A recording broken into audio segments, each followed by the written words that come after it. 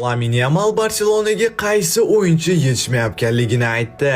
Bu o'yinchini siz aniq kutmagan edingiz. Tasavvur qila olasizmi? 200 mingta odam videolarimizni ko'rib, kanalimizga obuna bo'lmagan. Bilasizmi, shu bitta dona tugmani bosish unchalik qiyin emas va shu orqali siz ko'p ma'lumotlardan qolib ketmaysiz. Qisqacha gapiradigan bo'lsam, obuna bo'ling, ishani afsuslanmaysiz. Yaqinda The Times gazetasiga Lamine intervyu berdi va u yerda undan Barselona qaysi o'yinchini ko'rishni istagan bo'lardingiz deb savol berishdi. Bilasizmi, hozirda juda ham ko'p yaxshi o'yinchilar bor. Menimcha men Musialani Barselonaga olib kelishni istagan bo'lardim. U juda ham aqlli o'yinchi va bizni jamoamizga yordam bera olgan bo'lar edi. Lekin to'g'risini aytadigan bo'lsam, meni eng katta orzuyim bu Neymar bilan o'ynash. Endi menda sizga savolim paydo bo'ldi. Siz Barselonani egasi bo'lsangiz, kelajakni o'ylab Musialani olgan bo'larmidingiz yoki muxlislarni xursand qilish uchun Neymarni jamoaga qaytargan bo'larmidi?